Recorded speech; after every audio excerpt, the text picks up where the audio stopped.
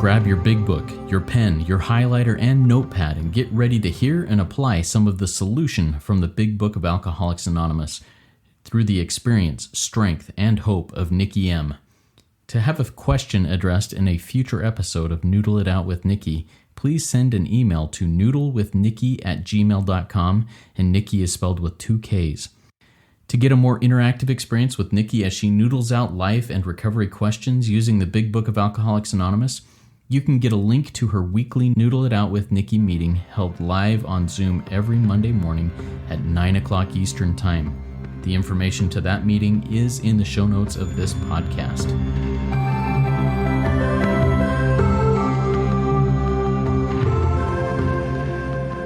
God morning, God afternoon, and God evening to all. My name is Justin B. I'm the son of an all-powerful and all-loving God and a qualifying member of multiple fellowships living in the miracle of recovery, and I am here with the intelligent agent, spearhead of God's ever-advancing creation, of my co-host, Nikki M. Nikki, introduce yourself.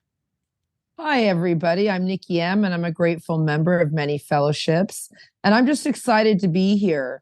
I have an open mind. I'm pretty radically honest lately. Non-truths slip in, like no one loves me. Well, that's not true. Okay. Or I'm no good. That's not true.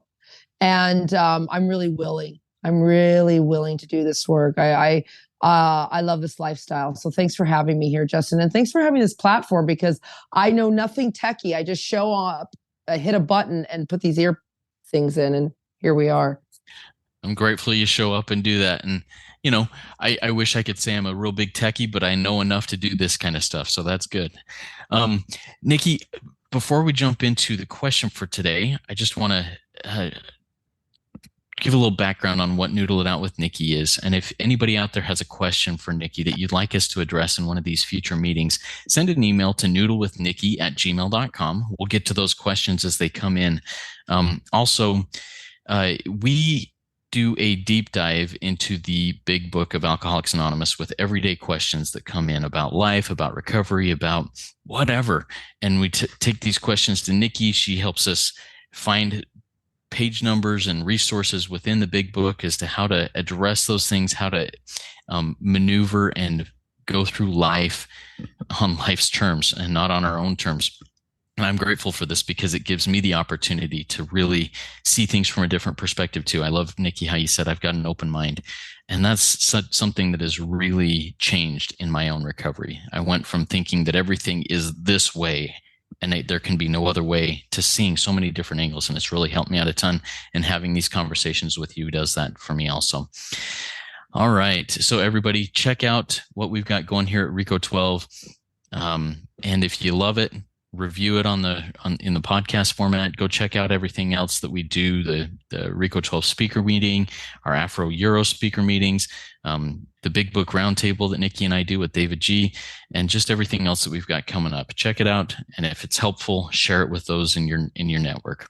Today we're going to go with a question that I found in the Noodle chat, the WhatsApp group. If you want to join that, we can let us know, and we'll get that sent to you too through that same email address, noodlewithnikki@gmail.com.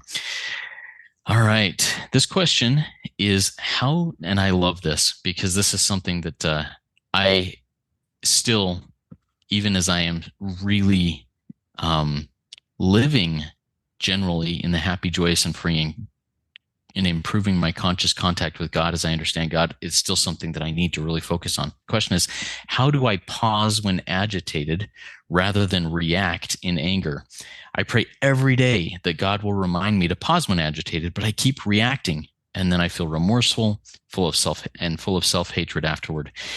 Nikki, in the heat of life, I mean, things come at us all over the place. How, when I get hit by something, how do I pause rather than just go boom and explode at them? Wow, that's a lot in this question, because I don't remember to pause.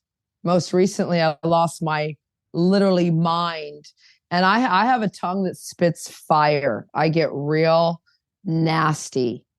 And so number one, how do I do this? Well, what do I do when I don't remember to pause? Maybe is another form of that is I know my book.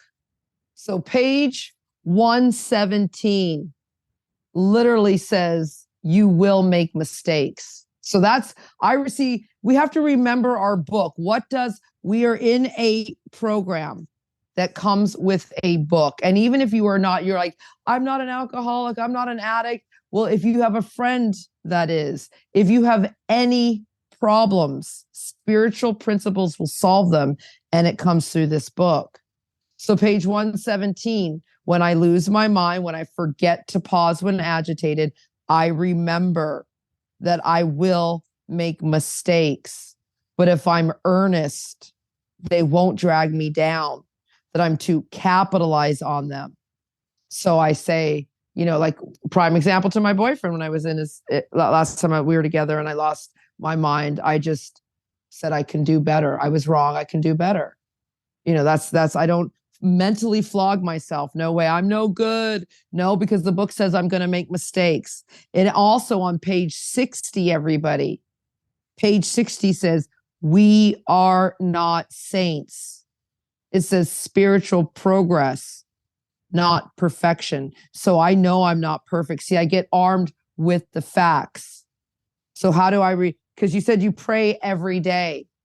Now that's great. You can pray and ask God not to, but why aren't you meditating on the thoughts that you're going to carry with you all through the day? So what does that look like? What does your morning routine look like? Because you have to remember who you are. We go to sleep every night. Are you upon awakening? I think that's page 87. Page 87, upon awakening, right? It says, it's page 86.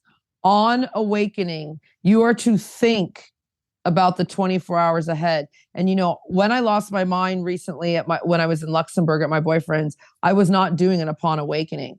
I was just doing whatever the hell I want.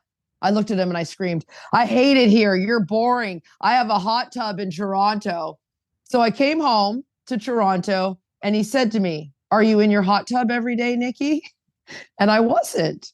And so he goes, you need to get in that hot tub every day. So I started my morning most recently when it's dark outside, getting in there. You don't have to get in a hot tub. You can get in your bed. You can get on your knees. You can get your coffee and get in your bean bag, whatever you need to do.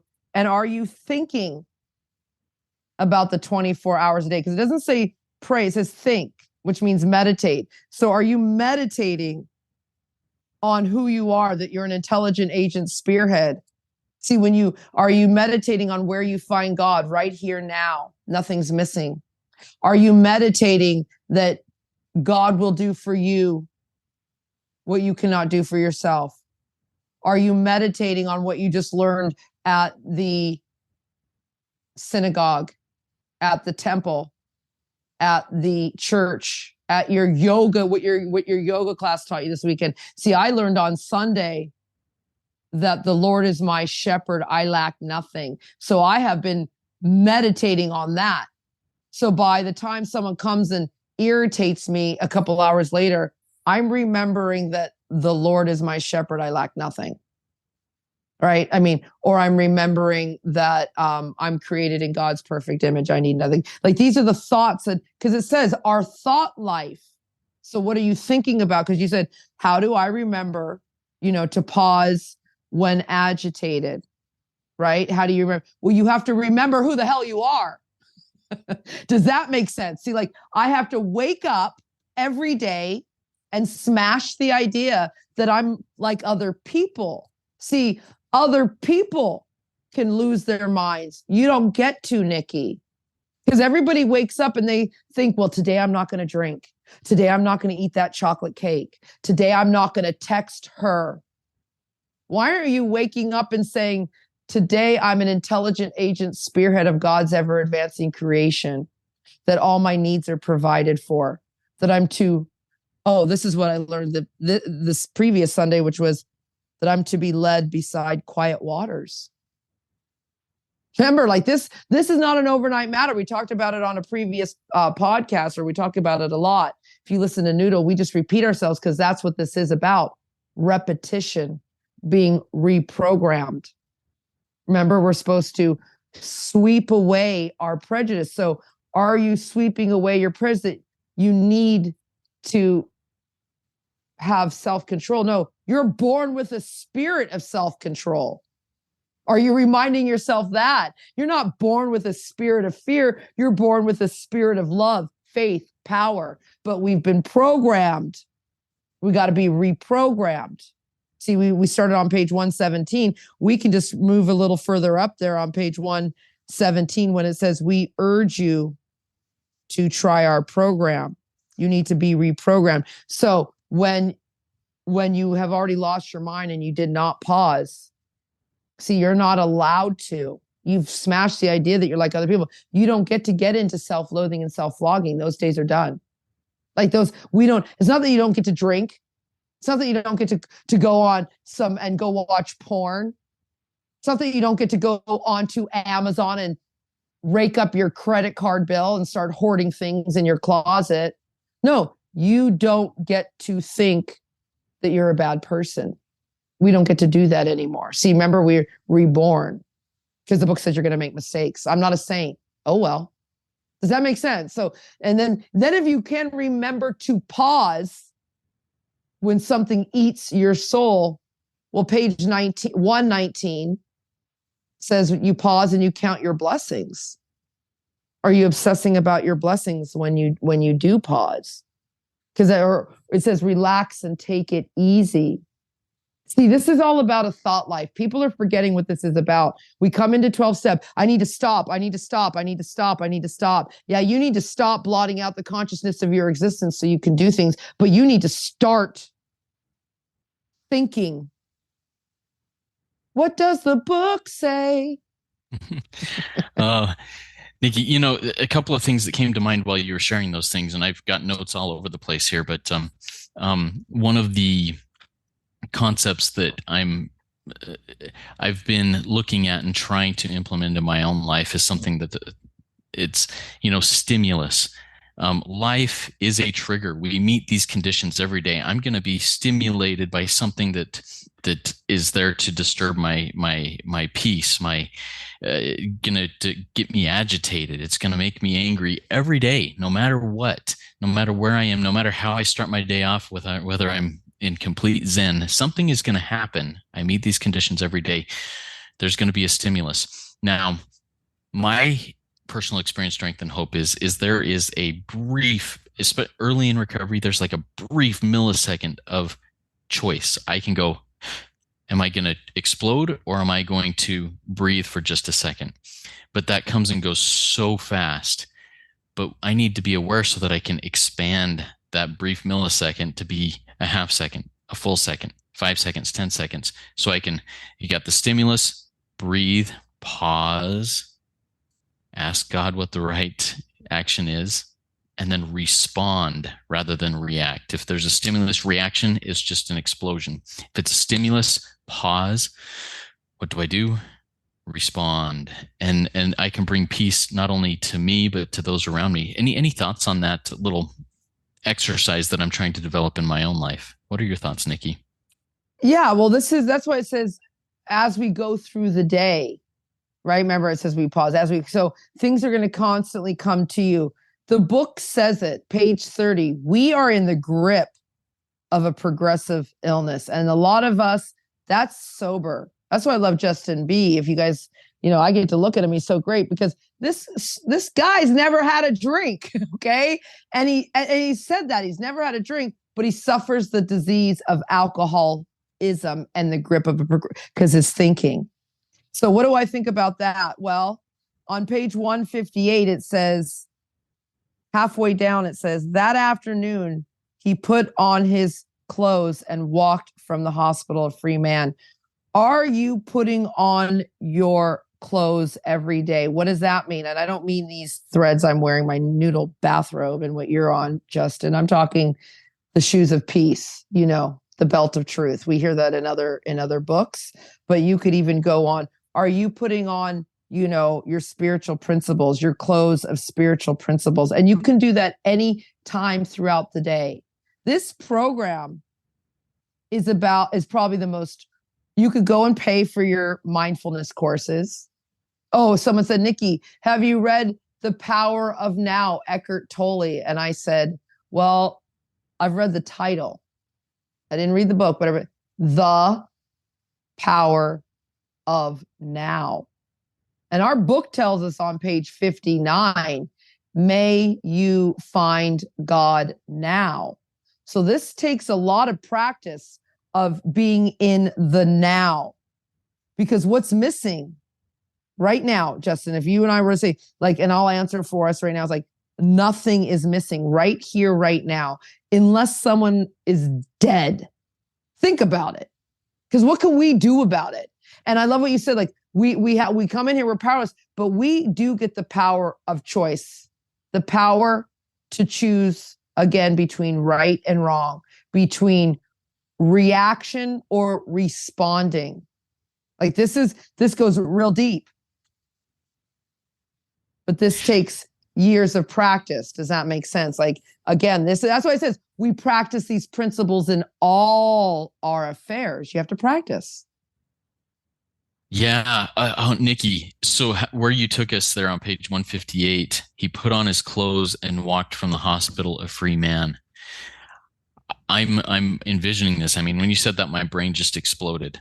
In that pause, when the stimulus happens, I can literally in my mind go, okay, I just had crap splattered on this shirt that I'm wearing, for no fault of maybe fault of my own, but no intention of my own.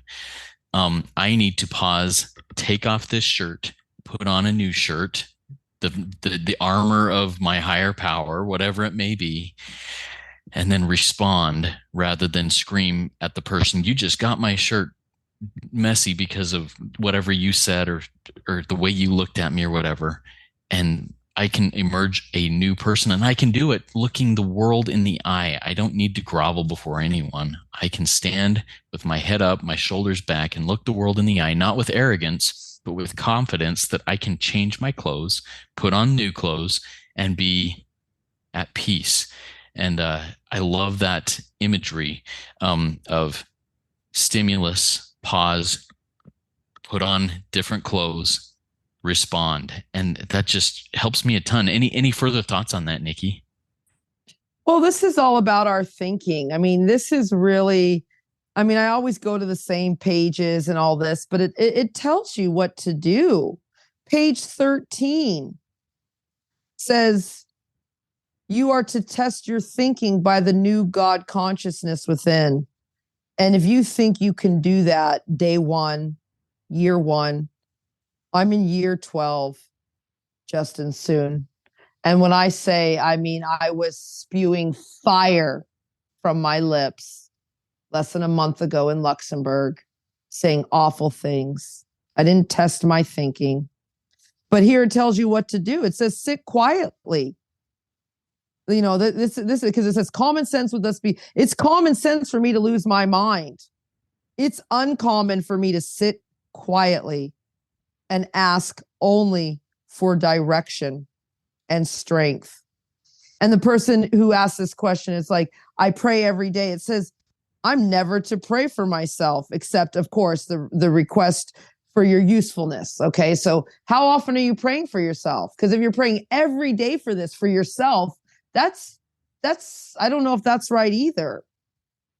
This is very, very simple, but not easy, I guess I could say. I want to say hard, radical. It's like, I don't know, like this is not easy, Justin. And that's why the book tells us you're not going to do this perfectly.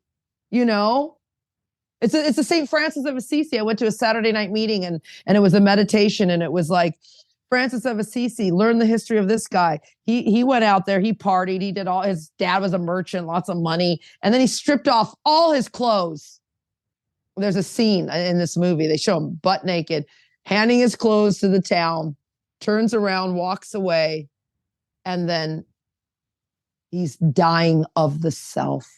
Then it's like, help me to understand rather than be understood.